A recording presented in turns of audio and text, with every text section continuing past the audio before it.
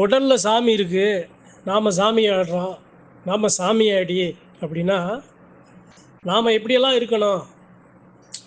சாமின்னு ஒண்ணு மனுஷன தொட்டதுக்கப்புறம், நாம எப்படி இருக்கணும் அப்படிங்கிறதுக்கு, இந்த பதிவு எல்லாருக்கும் ஒரு நல்ல ஒரு வெளிச்சமாவும் இருக்கும். அதே சமயம், தவறு நம்மள அறியாம நம்மள சுற்றி நடக்கிற தவறுகள திருத்துறதுக்கு இந்த பதிவு ஒரு உண்மையாக, உதவியாக இருக்குங்கிறதுக்காக இன்னைக்கு நான் அறிஞ்சத அறிவோம் நண்பர்கள்ட்ட பகிர்ந்து கொள்ள ஆசைப்படுறேன்.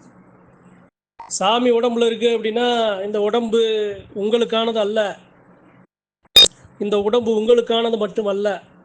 இந்த உடம்பு அந்த தெய்வத்துக்கும் சம்பந்தப்பட்டது, பாத்தியப்பட்டது. என் மேல சாமி வந்துருச்சு. சாமி வராத வரைக்கும் நான் முன்ன பின்ன இருந்தா தெரியாது. சாமி வந்துருச்சு.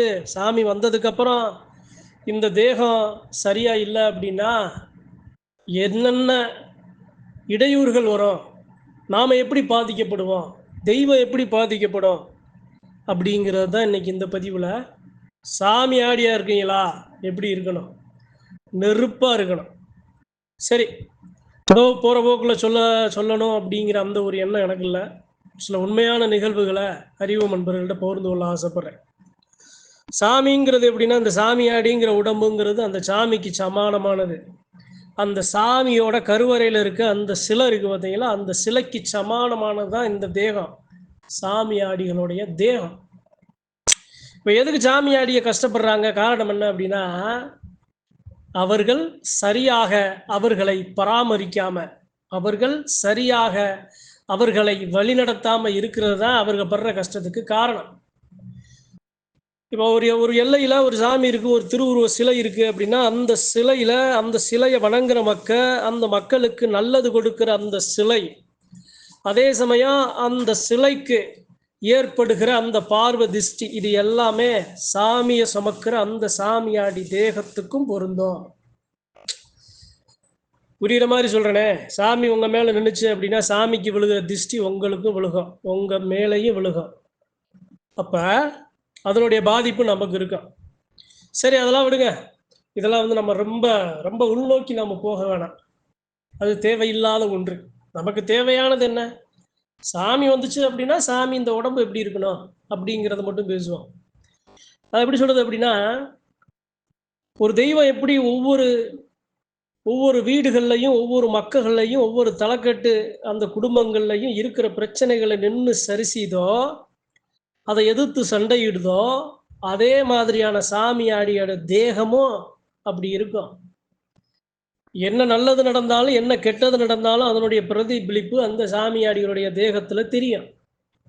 இப்போ நீங்க ஒரு தெய்வத்தை சுமக்குறீங்க அப்படின்னா, உங்களுக்கு ஒரு சில இடையூறு, உங்களுக்கு இல்லை, உங்க மேல வர்ற சாமிக்கு.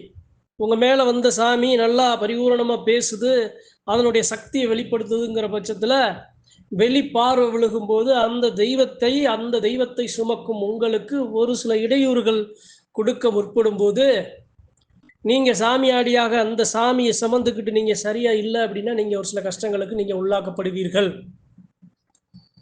சாமியாடிகள், பெரும்பாலான சாமியாடிகள் ஒரு சில பேர் கஷ்டப்படுறதுக்கு காரணமே இதுவா தான் இருக்கு.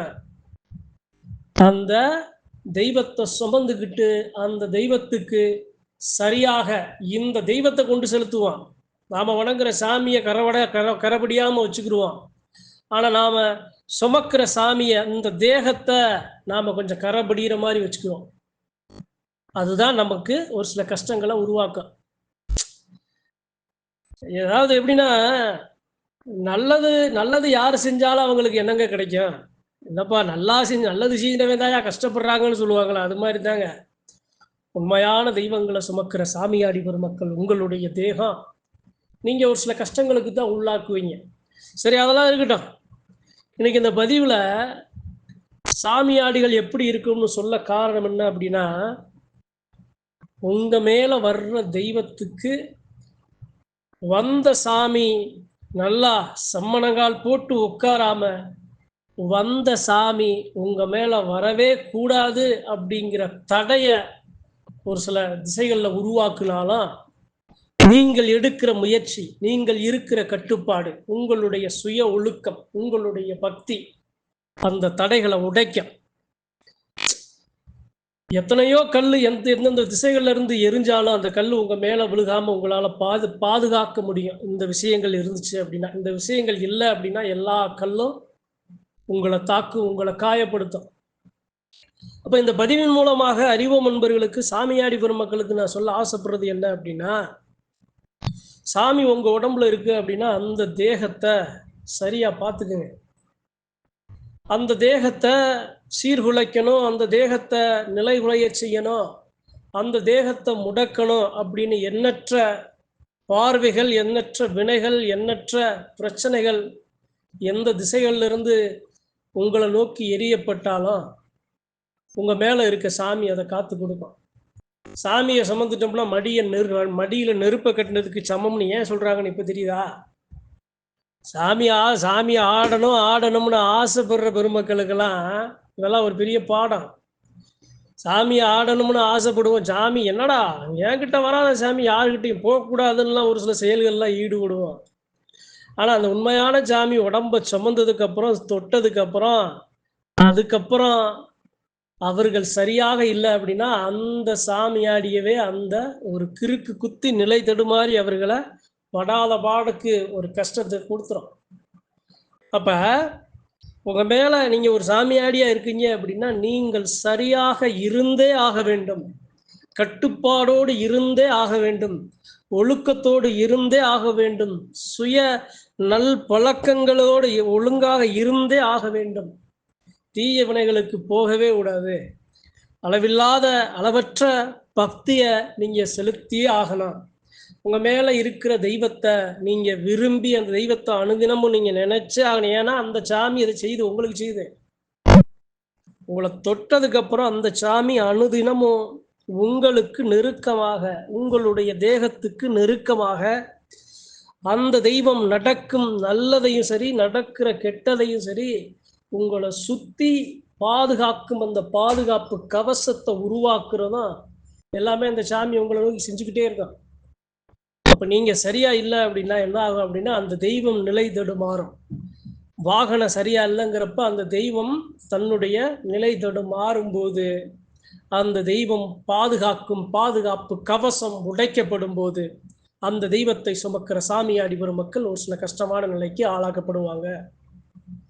உண்மையா இருக்கிறது, நீதியா இருக்கிறது, சத்தியமா இருக்கிறது மட்டும் தெய்வத்துக்கு நாம செய்யறது அல்ல. அந்த தெய்வத்துக்கு சரியா ஒரு நாட்களை அர்ப்பணிக்கிறது மட்டும் அந்த தெய்வத்துக்கு நாம செய்யறது அல்ல. அந்த தெய்வம் இருக்கு அப்படின்னா அந்த தேகத்துல இருக்கு, உடல்ல ரத்தமும் சதையும் எண்ணமும் சிந்தனையும் எல்லாமுமா இருக்கு அப்படின்னா நாம செய்யற ஒவ்வொரு செயல்லையும் நாம கவனமாக எடுத்து வைக்கணும். நம்மளுடைய அழுக்குடன் கூடிய சிந்தனைகள் நம்ம தெய்வத்தையும் பாதிக்கும், அந்த எல்லையையும் பாதிக்கும், நம்மளையும் பாதிக்கும். நம்மளுடைய தீய பழக்கங்கள் நம்மளையும் பாதிக்கும், அந்த தெய்வத்தையும் பாதிக்கும், அந்த தெய்வத்தை நம்பி இருக்கிற எல்லையையும் பாதிக்கும், அந்த எல்லையை நம்பி இருக்கிற மக்களையும் பாதிக்கும். நாம செய்யற எந்த ஒரு கெட்ட செயலும் இத்தனை பாதிப்புகளுக்கு அதான் சொன்னேன். சாமி உங்க மேல வந்துச்சுன்னா உங்களுடைய உடம்பு உங்களுக்கானது மட்டுமல்ல, உங்க தெய்வத்துக்குமானது. உங்க தெய்வத்துக்கும் அதில் பங்கு இருக்கு. அதனால சரியா நாம இருக்கணும், சாமியாடி ஒரு மக்கள் சரியா இருக்கணுங்கிறதுக்காகத்தான் இன்னைக்கு இந்த பதிவு. நன்றி, வணக்கம். மற்றும் ஒரு பதிவில் சந்திப்போம்.